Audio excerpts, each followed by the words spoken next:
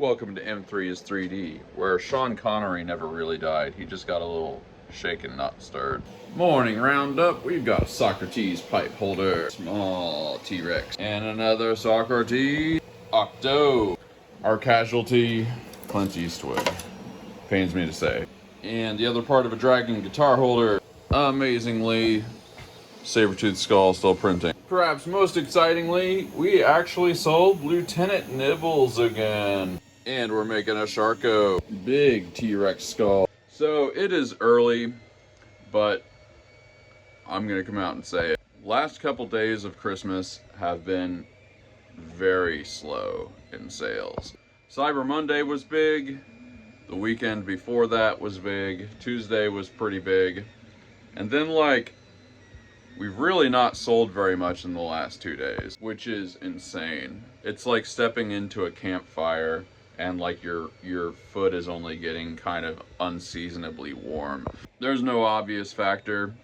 It's like we had an unusually good year of sales. It was up like 30% from last year.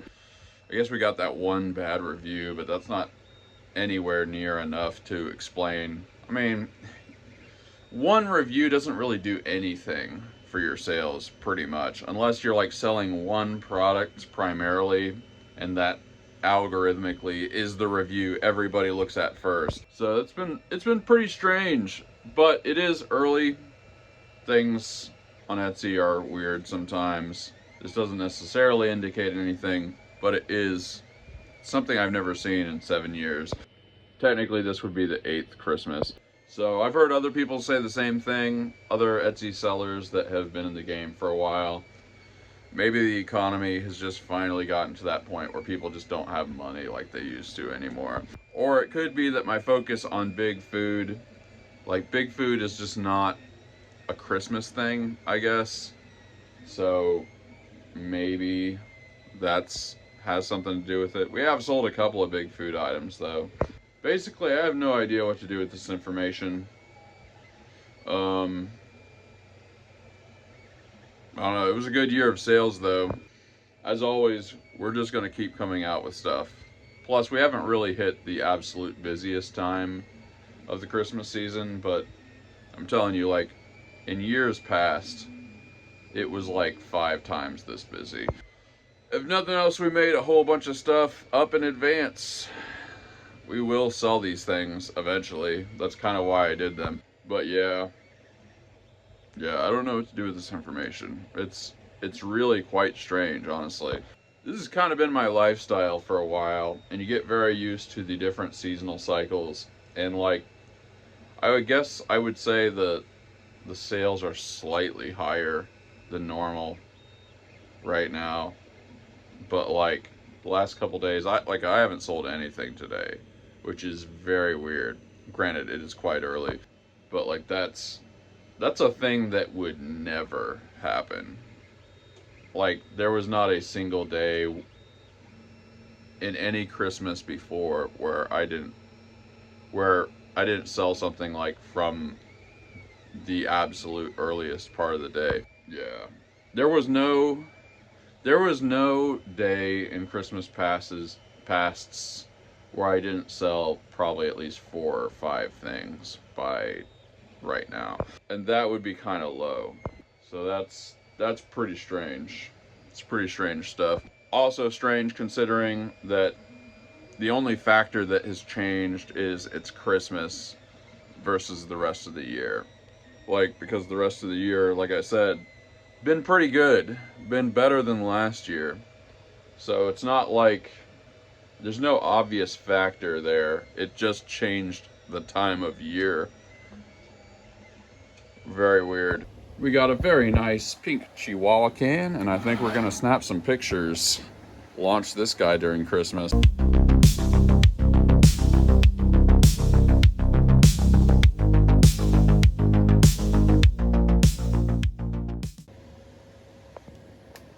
And a very nice bronze Socrates.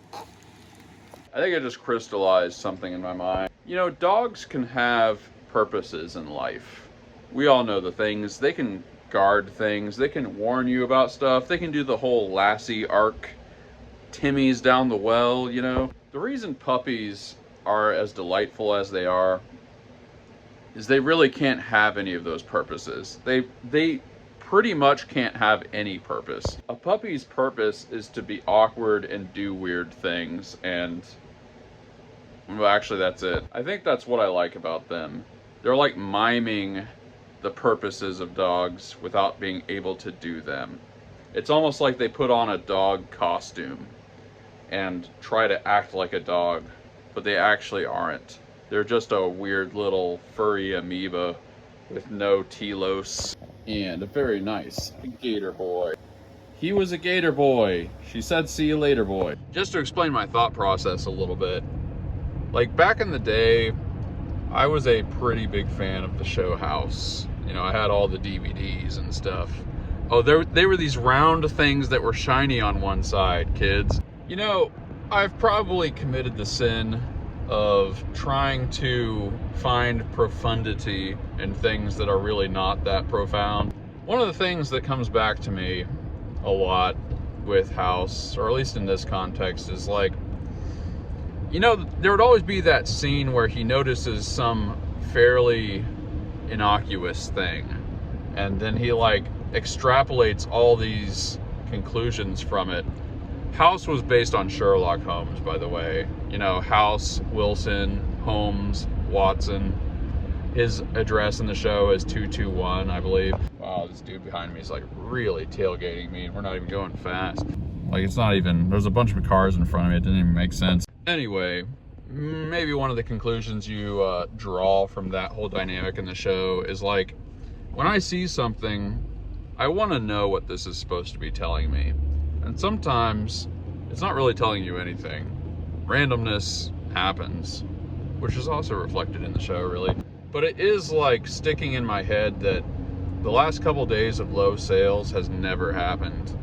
And especially, it's like, dude, if my business in general was sort of tanking, you know, like it wasn't growing, it has grown over the last year, that's an extra layer of weirdness. So it's like, and I'm just fleshing out my thought process here. It's like, what are you gonna do about this? What if this is really bad? You know, I would say I've gotten to the point I am at in life because I don't wait till stuff gets bad to take initiative. And obviously, I'm going to not only not back off the business, we're going to do even more stuff, and we're going to try to find more strategies and stuff. Like, the gas will only be pushed harder. The pedal will only get more to the metal in response to that. But I'm also just kind of thinking, like, what's the low-hanging fruit here?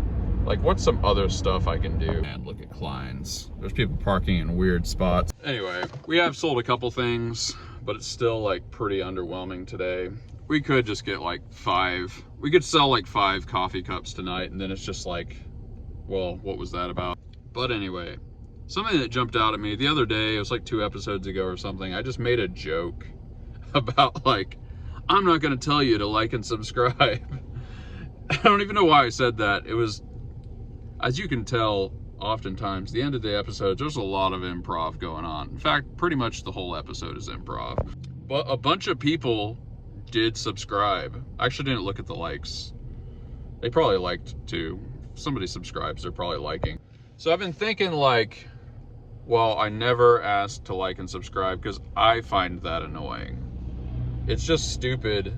And, like, you know, I'm asking myself, what bothers me about that? Probably the first thing that really bothers me about it is it's just so cliche. I kind of hate doing anything that's cliche. Now, that's not to say I won't do cliche things, but I will try really hard not to first. But I think one thing that I don't like about it is it's always said in this kind of, like, maybe not always, often it is said in this kind of entitled way, like, I'm just expecting you to do this. Like and subscribe, it's your duty as a viewer. And, like, that just seems kind of stupid. You know, the agreement seems to be, you click on the video, I provide the video. I make a video, you click on it, That's the handshake we're doing. It feels like the like and subscribe part of it is like some extra thing that I'm just expecting you to do. But like, I'm expecting you to do something extra, and I'm not doing anything extra. I'm just doing like what I would do anyway. So I don't know. I don't quite have a solution to this, but I'm thinking on it. I think we're going to do some extra thing to provide some extra value. Maybe you can write in the comments what you think I should do or not do to provide some extra value. You know, liking and subscribing is very fast, so I wouldn't have to do something elaborate, you know, like we're asking something very small, but like there's something I can do that feels like a nice trade. I'm all about those like equitable trades, you know, like that's business. You're providing some value and they're giving you some value. So I'm trying to like, I'll be thinking on it. I have a couple ideas. By the end of the day, I feel like I will have come to a conclusion. Oh yeah, the whole point of that is if revenue is going to go down potentially on the 3D printing business, we need to sow into other aspects of what I'm doing. I forgot to say that. Pretty busy in there. Now, one thing that's an interesting possibility, like I've kind of asked myself, what happens if I'm actually kind of earning some real money from YouTube? You know, I don't know if I'm expecting that to happen anytime soon, but what would I actually do? Like, what would somebody who's me do if that happened? What do I think I could do that would be sort of unique and compelling, that might have some special insight or some special approach to? It's an interesting question, and these are the kind of questions you should ask yourself when there's some kind of potential to maybe be exploited. Whoa, like a couple days ago, that was a bank.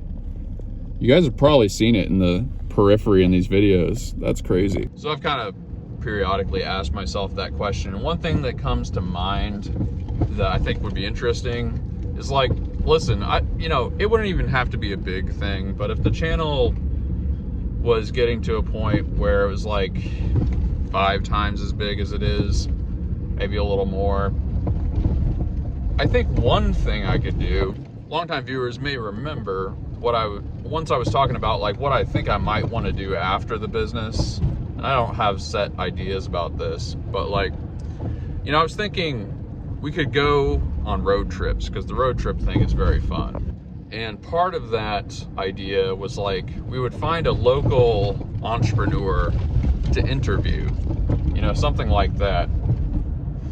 And the reason that's a cool idea is there's so many, and these are people that their stories don't get told. Like, when have you ever, there have been things here and there on YouTube, but I've never seen a series that just went out and talked to people who like started a burrito stand, you know, like famous entrepreneurs get interviewed all the time, but nobody talks about like, you know, somebody like me basically, who didn't come from like a bunch of money and just kind of made it happen, you know, like some guy that has a pizza shop or something that he started. Nobody talks to those people, and it makes sense on a lot of levels, because people like that would want to be interviewed because it's advertising, but also it's going to be a lot more attractive to those people to take time off their business for an hour or whatever and be interviewed. If you kind of have a bigger channel, you know, it doesn't have to be crazy, but it would be more persuasive, which is kind of why, if I was going to do that, probably having a somewhat bigger channel it'd be easier to get more people to say yes, pretty much. So anyway, that would be fun. It made me realize I don't have to really wait for the business to be over. Obviously, that's something you could do in a day. There's a lot of cities and stuff around in Texas, obviously. We're only a couple hours away from Houston. San Antonio isn't crazy far away. Austin's like 4 hours away or something like that. You got Tyler, Texas. Plus, it'd be fun to do this in smaller cities. There are little towns like Garrison, Texas. There's probably a couple of small entrepreneurs that wouldn't mind a little bit of free publicity, and it would just be fun. Like, the interviews would be in line with my personality. Like, obviously, we'd talk about substantial things. We'd find questions to ask that are just sort of fun. You know, we'd make it entertaining. Anyway, if you ever felt like subscribing and helping me grow the channel a little bit, we're not talking about anything crazy, that would be a reason to do it. That's something I would do. And we might do a test run at some point. Like, there are people that are just going to say yes because they're just nice and they just would want to help and all that. But it'd be kind of fun to get to those like medium entrepreneurs. Maybe they have a pretty busy like crawfish shop or something like that. They're selling Cajun food. And like, you know, they have a good business and they're not going to take time off unless it's like, you know, kind of a medium-ish channel. Anyway, it's just a thought. So yeah, I'm still kind of chewing on maybe how we would get there, but I don't know what's happening with the business. I'm not getting catastrophic or apocalyptic about it, but you don't want to wait for things to start getting that way before you do something. If I've learned one thing, it's that. I was kind of talking with Taco Man Jerry, by the way, Taco Secure, and yeah, he charges so little because people are hurting. He actually says that, which is kind of funny that I'm buying from him. He's a good guy, basically, is what I'm trying to say. Like, he gets it. Oh yeah, taco time. Delicioso. Now we are going to design a Dunkin cup holder. I think I'm going to make it so that it clips on my belt. Yeah, I was thinking about making it so it holds 2 cups, but why would I ever need to do that? Yeah, it's gonna be single. You know, the Dunkin cups are pretty big. The Dutch Brothers cups are slightly smaller. So if we kind of design it right, it should work for either. This is probably the only time you're gonna see me do this, but let's measure my belt. Don't worry, you're not about to get a whooping. All right, what do we got here? About 3, 5, 7. We'll make it about 4. Doesn't have to be super snug. Let's see what 4 would fit like. It's about 4/16. Yeah, that's not bad. 4/16. I think we're gonna knock this one out and sketch up.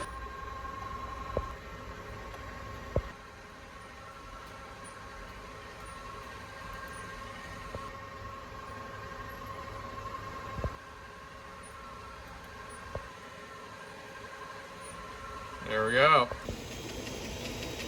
Time to launch another product. Bam. Tally skull. And we got drumstick holder.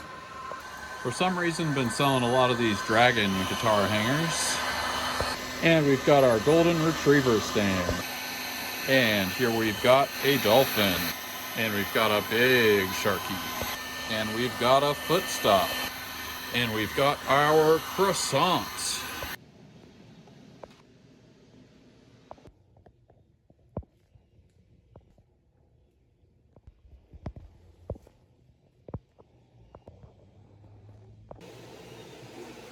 Bam. Now be honest. Are you ready for the moment of truth?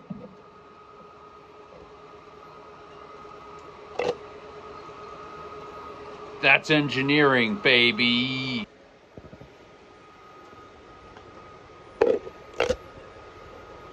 Perfect. Better living through science. Oh, what a day. Chihuahua of the day. Actually, no. Chihuahua of the day. Actually, Chihuahuas of the day. Art Fedderson, grateful for a regularly scheduled air guitar. Also, coffee is pretty great. I agree. The realist John Doe. The new hotness for around town is golf carts. Have you considered getting one? I'll bet you can snag one pretty easy secondhand, maybe even a fixer-upper you could tinker with. Interesting idea. The Reasonable Gentleman, do you get winter weather where you are in Texas? Wishing you robust sales this holiday season, M3. Cheers. I guess technically we do get winter weather. I feel like that's a Midwestern euphemism for snow. and we rarely get snow, but when we do, it's the apocalypse. The sauce rocks 7152. Yes, direct drive is nice. I was offered a deal for like $20 each, so I bought 2 spares with the new machine. Your prints seem to have gotten better since you changed colorants. Wow, Atomic Rooster. You don't be hearing of that every day. I listen to it at work, and my boss's wife would sometimes say, "Oh, go rock your rooster." Whoa. M3 is the 3D place to be. Well, that's something I can't disagree with. Jeff Neuter, I like to think that's pronounced. I was thinking about purchasing a Segway or a scooter, but as an older guy, I'm a little worried about busting my melon. I heard in school that busting is not grammatically correct. It's bursting. Like, busting is just this like it's a degeneration of the word. That's one of those things I learned in school that just feels like it can't be true. At some point, busting becomes a word. We're gonna ask AI real quick. Is it true that busting is actually not a word and it's just a degeneration of the word bursting? Question mark. Busting is absolutely a real word. Burst comes from Old English bersten. That definitely sounds really Germanic. All right, I'm glad we had this talk. As to Segway versus scooter, I'm not used to a scooter, and I've been doing a Segways for like 4 years or something. The Segway seems way easier to me, but a lot of people probably used scooters back in the day, so it'd probably be easier to them. I don't know. Probably a scooter. Segways, I don't know. I have no way of telling. In the early days, the Segway was pretty scary, but I got used to it. I don't know. I have no idea which one would be easier. You probably know how to ride a bike, and a scooter is very similar to that. It's like a bike where you're not having to move your legs. So it'd probably be easier for you. The upshot of a Segway, though, is you don't have to do any real balancing. You have to balance this way. You have to balance this way, but not this way, is basically how it works. So, I don't know. That's a tough one to prescribe. Man, I don't know. I'm really, really tired. I think the thing I'm most grateful for is endless Chihuahua videos. My social media is essentially just Chihuahuas. I started not engaging with anything that wasn't Chihuahuas, and now it's all Chihuahuas. It's way better than being inundated with just really stupid posts from people having political hot takes that's like stuff that has either been debunked or it was never true, or they didn't even, like, the idea of things being true or not true has never even occurred to them. It's just Chihuahuas, and it's so much better. I'm ready to disengage with this human race. Let me know in the comments what you are grateful for. What little joys are illuminating your life? Have you put up the tree? Think about it. Let me know in the comments. All you gotta do to be in the gratitude gang, be grateful for something. Let me know what you think. Peace out.